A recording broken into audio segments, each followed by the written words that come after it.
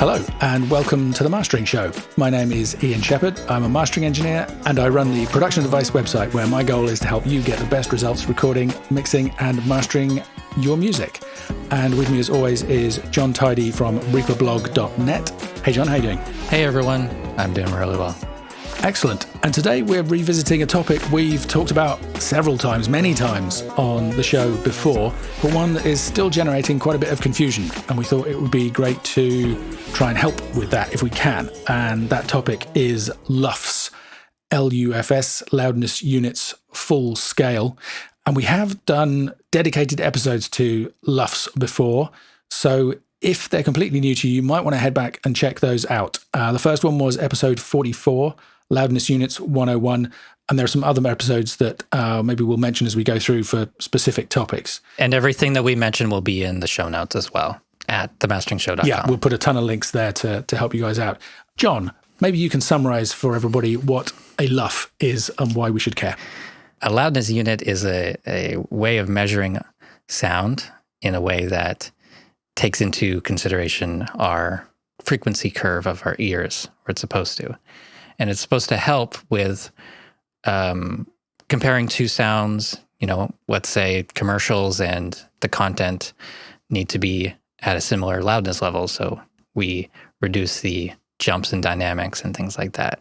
It's sort of a newer concept. It's similar to RMS in some ways, and it's a lot different than measuring everything in peaks like we might be used to.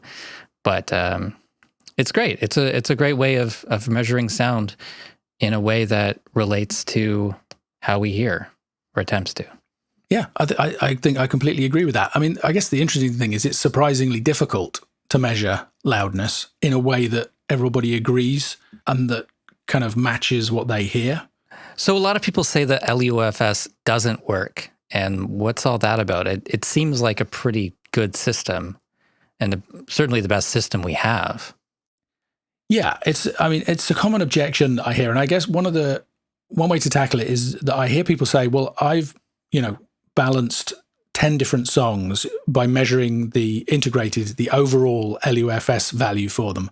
And when I play them back, they all sound different loudnesses. What's that about? Why is that the case when it's supposed to measure loudness? And I think the thing that people miss when they say that is that context is really important. If we're mastering, one of the goals is to get the music to the perfect level, the perfect EQ balance, the perfect everything. But level is one of the most fundamental and important things we have to get right.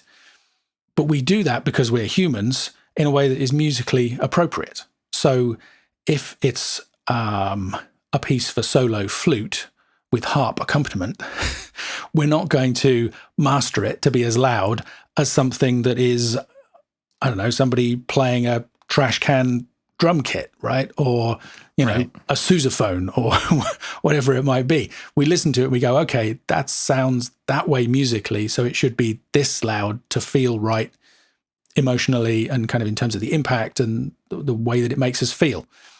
And I can't imagine that you could make any system of measurement that would be clever enough to figure that out. I mean, maybe there will be an artificial intelligence at some point in the distant future that can make those same kind of decisions and understand the difference between, different types of music and the emotions they're meant to convey. But basically, in a case like that, I would say the loudness meter is doing its job. It's accurately measuring the sound, or as accurately as it can, and setting them as close to each other as they can be. But that doesn't mean it's going to be musically appropriate. So I think that's just a confusion that people have about the way that the thing is supposed to work. It's like, if you want things to be equal loudness, you can achieve that by measuring the LUFS value. But sometimes you don't want them to be equal loudness. Does that make sense? That does. And also frequency balance does play into this as well, right? Something that has more bass will read higher on the LUFS meter, but it may not necessarily sound equal to our ears compared to something else. Yeah, exactly. This was one of the bigger problems with using RMS, or, I prefer to use an old style VU meter, a needle meter. Those kind of meters are very sensitive to bass in a way that our ears are not so much. So if you measure some hip hop or some something dubby with a load of sub bass in it, an RMS or a VU meter is going to push right up to the top. Like Zanny by Billie Eilish is an example we've talked about before, where it has very high levels of bass, so it reads really high and doesn't necessarily sound ridiculously loud. It sounds pretty loud, but so that's a weakness or a limitation of an RMS or a VU meter, and an LUFS meter is less susceptible to those problems, but it's still not perfect. Another kind of objection that I hear to LUFS is that it wasn't designed for measuring music, and actually that's true. It was originally the big focus was for broadcast in terms of the ads versus the programs, so they were very heavily focused on speech. I don't think that devalues them as a measurement method, because the bottom line is they work pretty well, regardless of how they were designed or tested initially. It is true that if you have something that is super bassy and something that has a ton of upper mid-range, again, you can measure them with the LUFS meter and they would appear, according to the meter, to be equal loudness, and that's not quite how we perceive them. But I always say, when I'm kind of talking to people about why I think LUFS is good, is that they will work well if you have a balanced EQ. And in mastering, if you don't have a balanced EQ, then there's something that's not right. I mean, either it's deliberately unbalanced for creative effect, or you haven't got it quite right yet and you need to do more work. And at the point where you do, suddenly the loudness will start to make sense and work kind of in terms of the impression, the way that we perceive it. In the home studio, where do you think people are going wrong with measuring LUFS? Or with the balanced EQ, even? Well, balanced EQ is hard, because to have a balanced EQ, you have to have monitoring that's good enough to be hearing that EQ accurately, and you need to have really reliable reference tracks, all the things that we talk about on the show all the time in terms of being successful in mastering. So that is a challenge, and part of that is the whole issue of bass, right? Because bass is one of the hardest things to get right, especially in a small room, especially if it's a square room or rectangular room with even multiple dimensions in the walls. You get more build up and dead spots. Yeah, exactly. More build up, more dead spots, which makes it harder to know that you've got a consistent, even bass response. So that's the kind of thing you want to work on if you're going to be doing your mastering yourself in a home studio.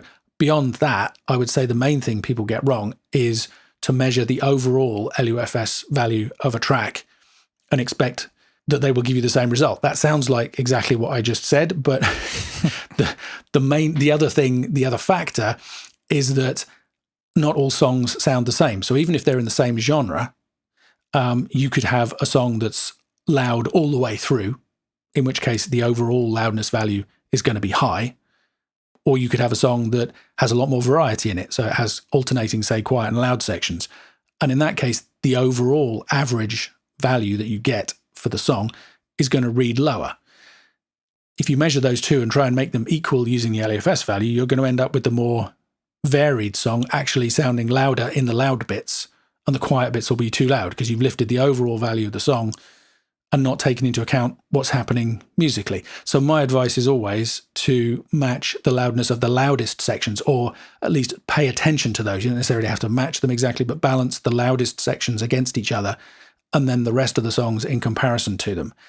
That's a situation where you switch not from integrated, but to short-term. I always recommend short-term. I find short-term is helpful. I mean, actually, if you only play the loud section, then the integrated value would probably be okay as well, right? Because if the short-term loudness doesn't vary much, then the overall value for that little section is going to be similar. But yeah, to kind of avoid confusion, I think it's better to just say, if you just watch the short-term loudness during the loudest moments, that's going to give you a really good benchmark for matching the different levels. Cool. I feel like I'm kind of like that when I'm working on music and I'm using the LUFS meter for mastering. I'm usually looking at the short term within the DAW, and I'm comparing things to other things. But then I'm using an offline tool to get the integrated after I export. And I don't even think I ever change anything, just kind of curiosity, kind of as a way to verify that I've done everything right, I guess. I use, what is that? R128X? Is that what it's called? Yep. Hyphen GUI Yeah. for graphic user interface. Yeah. And there's a non-real-time tool in Reaper that I'll use to calculate the integrated after I export, bring back in and check. But it's really just a verification, like just to make sure that like nothing's way out of range. If everything's within 2 to 3, what is it? How do I say that? Well, it's 2 either to 3 LU or DB. DB LUFS. No, it's either. No, so it's either an LU or DB, but they're exactly the same. So yeah. I mean, I guess that's the confusion, because you can kind of, if they're a dB off, the LUFS reading will be a dB off, will be one LU off, one number off, one unit. It gets confusing because they're related, but they're not exactly the same. It really does get confusing. I think this is a major thing that confuses people. And I was trying to think of a good analogy for it. It's not perfect, but the closest I can get is degrees Celsius or centigrade versus Fahrenheit, right? They're two different ways of measuring temperature. The temperature is what it is, and it feels like what it feels like. But you'll get completely different numbers from them. And you can't even say that it's not even like 1 degree Fahrenheit equals 1 degree centigrade. You know, the temperature might change by 5 degrees. I don't know what the conversion is, centigrade, and that's some completely different thing in Fahrenheit. But the temperature is the same, right? They're just two different ways of measuring it. And the same thing applies in terms of dB and LUFS. You get slightly different numbers, but they're measuring the same thing. And the same thing also applies in terms of replay gain, which is what Spotify use to decide their playback loudness. Because one of the other benefits of measuring the integrated LUFS, as you say, is it gives you an idea what's going to happen on YouTube and Tidal and Amazon Music and some of these other places. You know, all of those platforms are turning down loud music, and they're all using -14 LUFS right now as their reference level. So if your music measures -12, then you know it's going to get turned down by a couple of dB. So that's useful information to have. Spotify actually give their guidelines in LUFS, even though they don't use LUFS to set their playback levels. They say we're aiming for -14, and they recommend that you aim for -14 as well, which I'm not sure is such a good idea. In fact, it's not a good idea. Episode 52, don't aim for targets. There you go. And episode number 67, -14 LUFS or not. Again, it's useful to know the reference level that they are going to end up with, but that's not what you should shoot for. And you can head back and listen to those episodes if you want to know more about that topic. The summary is aim for the ideal loudness of the content and let the normalization do its thing. Yes, but measure it afterwards and preview it to make sure that you're happy that when the normalization does its thing, you still like what you did. And then if not, think about whether you might want to try and adjust for that in any way. But the problem with Spotify is that they're not using LUFS, they're using replay gain, which is based on RMS, which is another way of measuring loudness. It's like centigrade and Fahrenheit. They're both measuring loudness, but they come up with different numbers, and there isn't a direct comparison between the two. And that confuses the heck out of people, understandably. So the solution in that case is to use the loudness penalty website that we set up with meter plugs, which will tell you the numbers, and you can compare the two. And if Spotify and YouTube, as a rule of thumb, are giving you a similar value, and you're happy with the way things sound when you preview the music that way, it's all good. The thing to watch out for is when Spotify and YouTube are giving you very different results, then you might want to listen more carefully and decide whether you want to adjust it.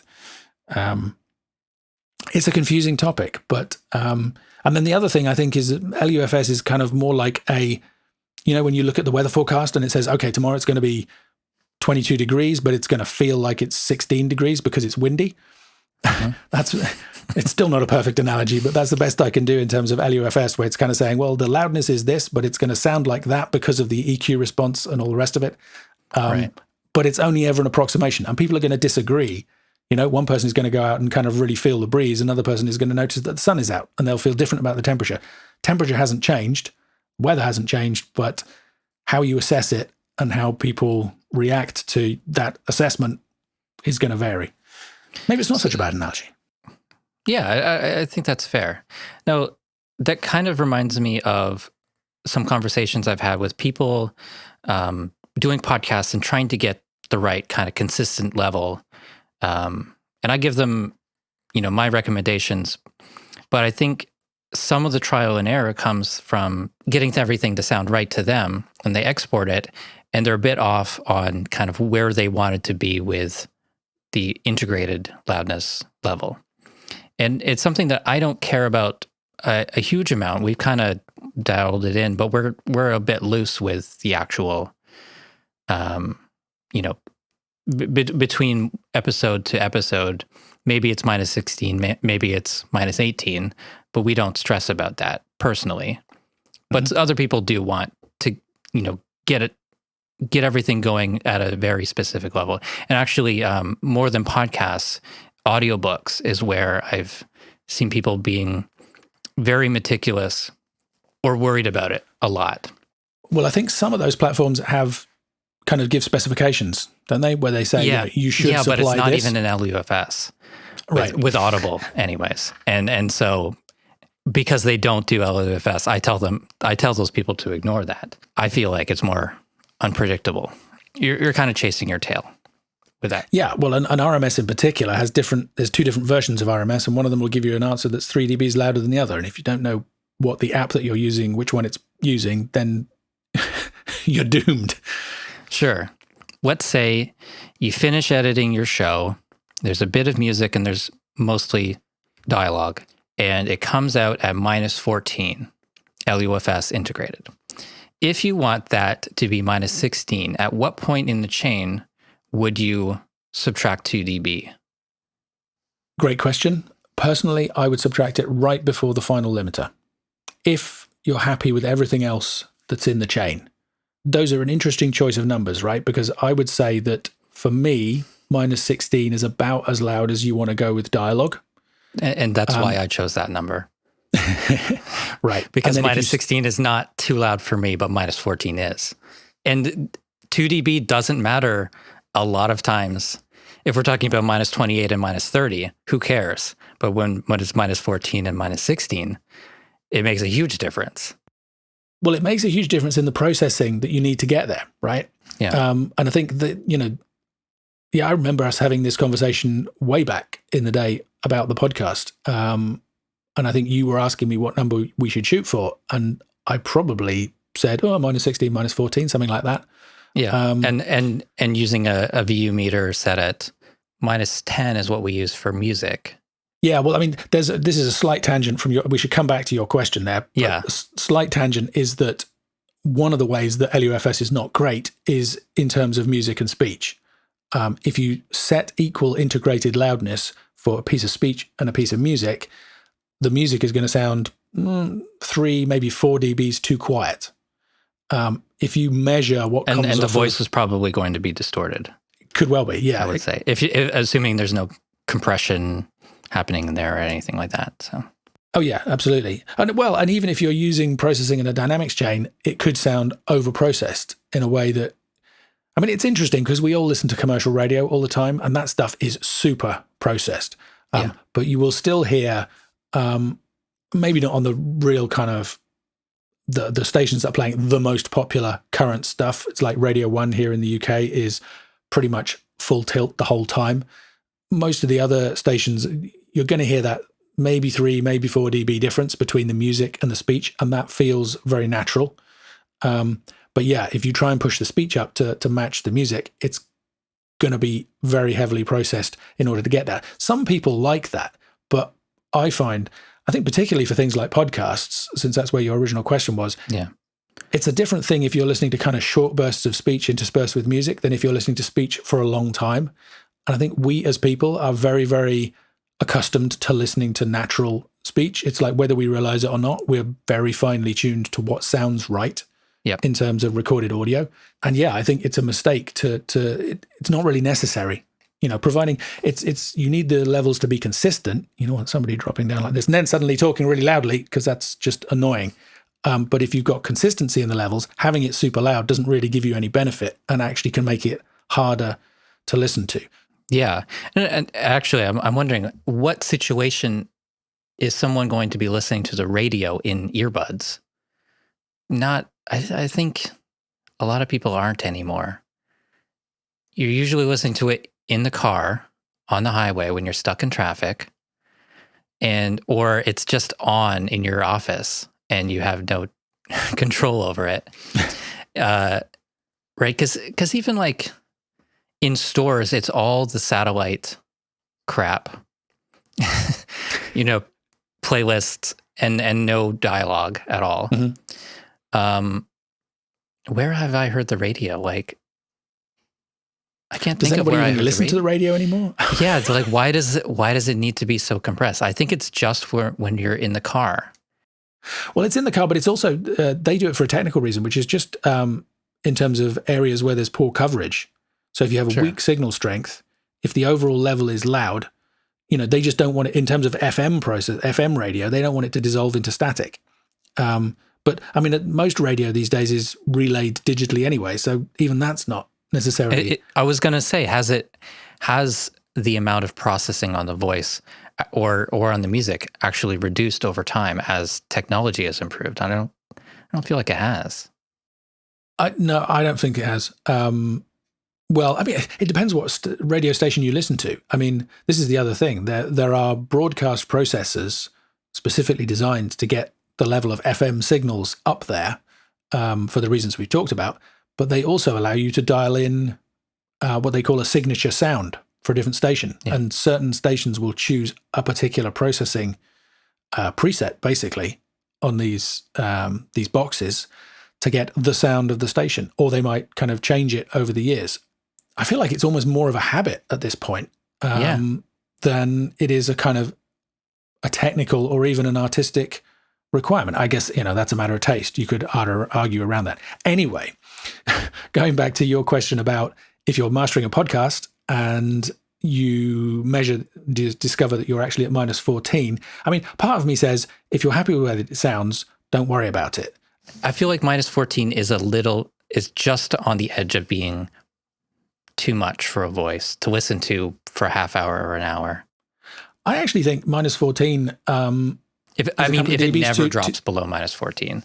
Yeah, I think minus 14 is a shade too high. I think minus 16 is on the edge for me. I'd be much more comfortable.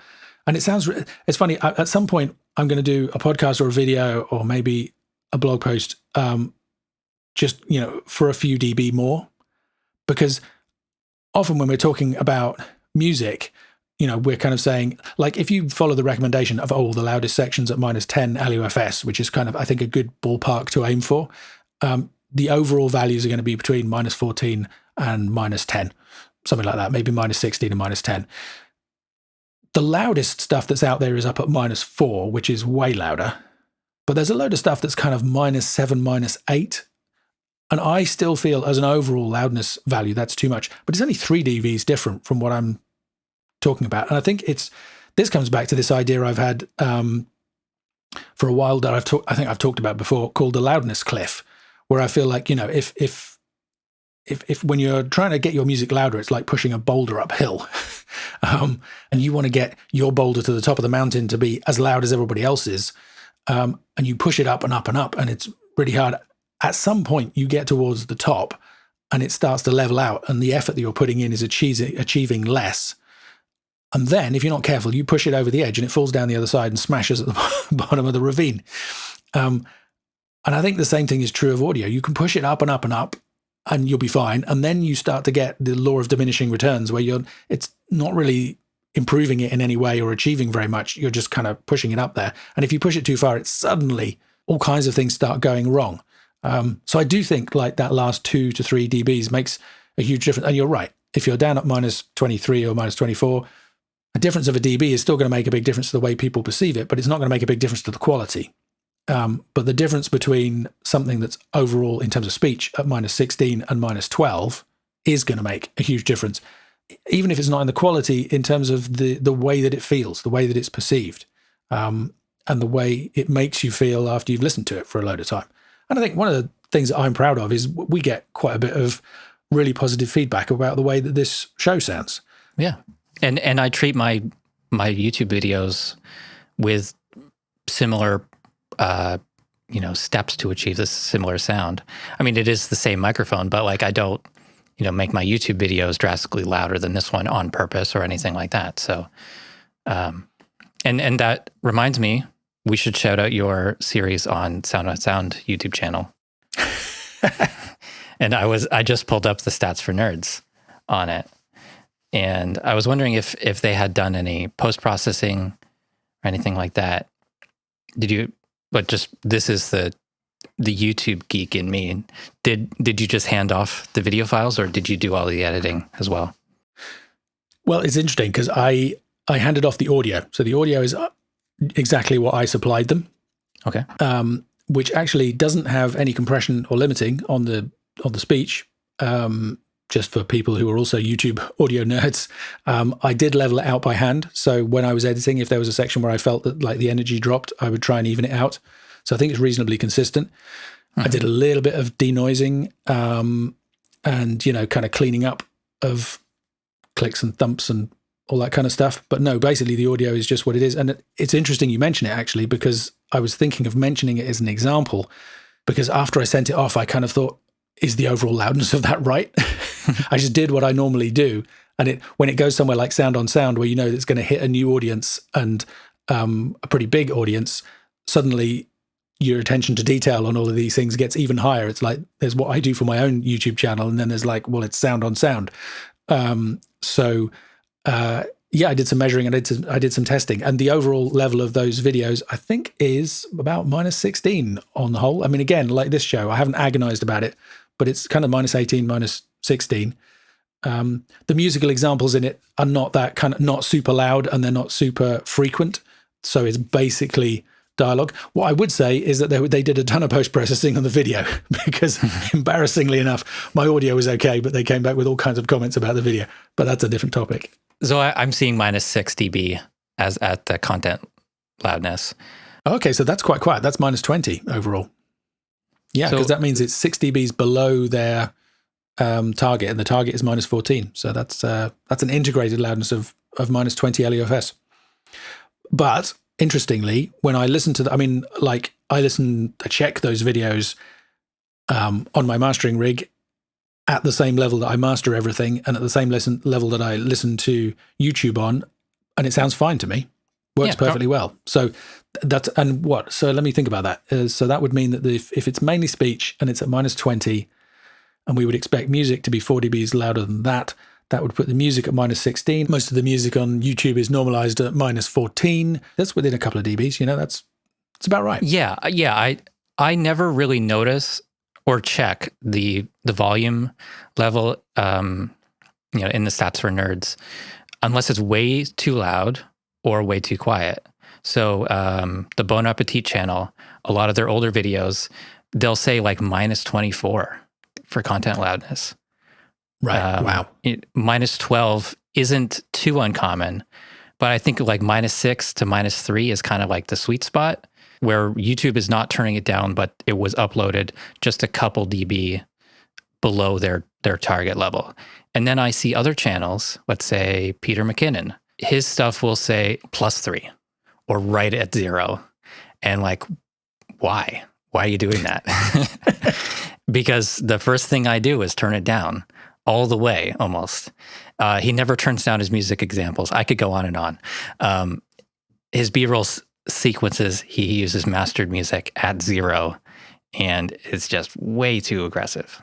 Two drastically different example genres of YouTube videos, but kind of at both extremes of where it could be. They could have been processed the same way and been more comfortable to listen to or watch. Yeah, and it's another example of needing to be in the sweet spot, right? Because you've got the two extremes there, where something was mastered way louder than it really needed to be and has been turned down. Yeah, which from my still perspective sounds too loud. Yeah, right. So that's a missed opportunity. Normalized it. It is still too loud, too imbalanced with the music. If, let's say, his dialogue stayed the same level, if he just turned down the music by 3 to 6 dB for the B-roll sections, or intro music or whatever, that would have been more balanced. It sounds both out of balance and too loud to me. Right. But the Bon Appetit channel, I don't know if they're going for like TV or film levels. Well, even TV should only be like 10 dBs down on the YouTube's reference level, right? So that those are way too quiet. Yeah. Yeah. Yeah, and that's the other extreme, which is if the stuff is way too quiet because YouTube doesn't turn that stuff up, you have the opposite problem, which is that because okay, you might say it's not the end of the world. If it's a half-hour show and you have to turn the level up, well, that's not the end of the world, except that if YouTube then auto-plays something immediately afterwards, it's like, whoa, what the hell is that? Yeah, or the ads. Right, because exactly. the ads are normalized to YouTube standard. Well, I'm assuming they are.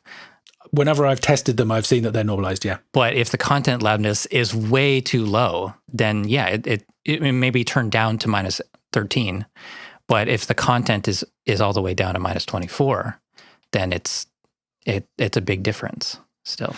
And I think that's another big reason that people say LUFS don't work. I think they're kind of using LUFS meaning normalization. Sure. And I guess they're right in a sense. If the goal is to get consistent listening level throughout, the fact that YouTube doesn't turn up that really quiet stuff means that it's not quite working. But that's not a fault of the loudness unit, the measurement system. That's just to do with the implementation and the users not doing what YouTube would intend or expect. So you could argue about whether actually YouTube should turn the quiet stuff up or not. And there's kind of issues with that in terms of music, where you end up with, well, if it goes up a certain distance, then what happens? Does it clip? Does it get limited or whatever? But it's not a fundamental problem with the measurement system. It's just the way that it works, and the fact that, as I've said before, we're in this developing situation where all of this stuff, the last few years, people are talking about it all the time. Prior to that, not so much. And that's because we're right at this transition point where all of this stuff is coming in and it's gradually improving. And hopefully one day it's going to get to a point where we don't have to think about it anymore. And it just works and, does the artistically correct thing and the technically correct thing as well. But we're not there yet, unfortunately. The one other thing that I wanted to mention that I hear people say a lot about LUFS is just kind of following on from all these other topics. It doesn't work. It's not appropriate for music. I don't get the results that I expect. All that kind of stuff is just for people to say, well, maybe it works, maybe it doesn't, but I still prefer RMS as a measurement method. And actually, my reply to that is, well, fine. And with all of this stuff, it's like, don't feel you have to use. If you've got used to judging loudness using a peak meter, if you are knowledgeable enough about the content that you're recording, that can work. The BBC for years, maybe still, used a system called PPM, which is yet another metering system, which is kind of like a really slowly reacting peak meter. It's another needle-based system. I find it completely confusing. I have no idea what it's telling me. But there are BBC engineers who will look at one of those things, listen to the audio, and end up with the music within half a dB of where I would expect it to be. A ton of mastering engineers, because, LUFS has only been around for I don't know how many years it's been around now. It's fairly recent. RMS has been around since forever. So there's a ton of people who have the Dura RMS meter, that kind of iconic colored LED display. And there are engineers who are completely tuned into that and just, they look at that, they hear what they're listening to, and they know exactly what they should do with music. There's engineers who don't use meters at all. Although even the ones who say they don't, I think actually most of them do.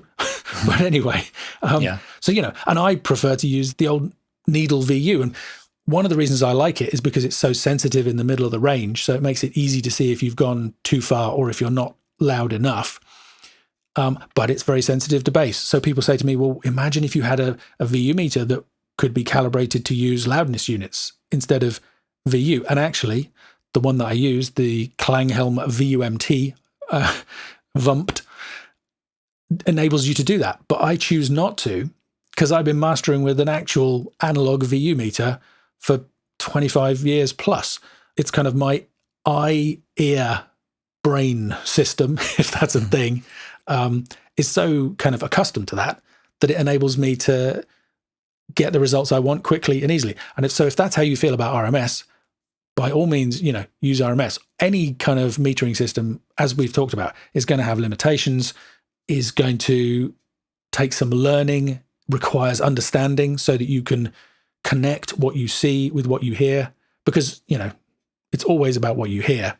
The meters are useful, but it is just feedback and guidance and kind of sanity checking. At the end of the day, if it works, go for it. And, don't get upset about the fact that people are now using LUFS, because if that works for them, then great. Yeah. That's it, basically. If it works, use it. If it doesn't work, use something else. I mean, in a way, I agree with that, but in a way I don't, because a lot of people are just stubborn and they refuse to learn new tools and techniques.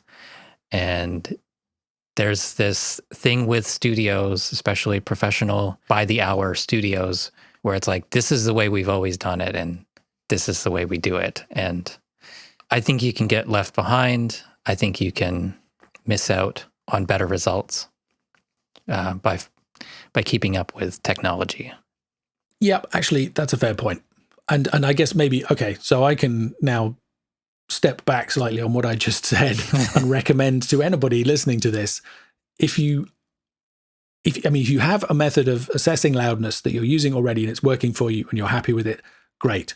But if not, or if you feel, that the method you've been using maybe kind of sometimes works and sometimes doesn't, I would encourage you to try LUFS, because even though it wasn't designed for use on music, and even though you need to know that if you're balancing music and speech, the music needs to be 2, 3, 4 dBs louder, and all of these kind of quirks and issues that we've been talking about, it's still pretty damn good. It's really effective. I mean, if I balance by ear 2 different versions of the same song, for example, with different EQ levels, and then I measure them using LUFS, they're going to come out, the readings are going to be like within half a dB of each other. Or if I just match something blind and take a listen, if it's similar musical material that, aesthetically should be at similar loudness, most of the time I'm pretty happy with the result. I might want to tweak it slightly, and that's the whole creative thing versus technical. It's pretty amazing that LUFS works as well as it does, because it's more sophisticated than RMS, but it's not that much more sophisticated. It's actually based on RMS. All those people are kind of going, oh, RMS is so much better. It's basically the same thing, but with an EQ weighting and a different measurement window. I do think LUFS is really useful, especially if you're new to all of this and getting started and trying to get your head around it. And it's also invaluable in terms of understanding what's happening online, because Spotify will move to LUFS at some point. And when they do, all of the major streaming platforms are going to be using the same measurement system. And that's just going to make our lives so much easier in terms of understanding what's going to happen. You're just going to be able to measure it and go, okay, so they're going to do this.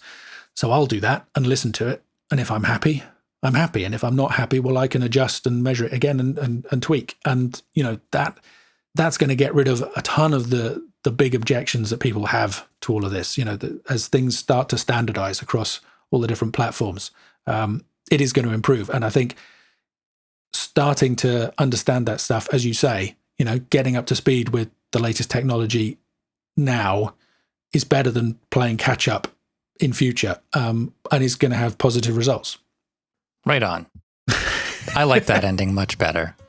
I do. Well, and I like your rejoinder. It was a good point. Well made. So I hope if you had any confusions about LUFS or loudness metering in general, that was helpful in some way. If not, please let us know. If you enjoyed this episode, please tell your friends, share it on social media, help get the word out so that more people hopefully can find the show.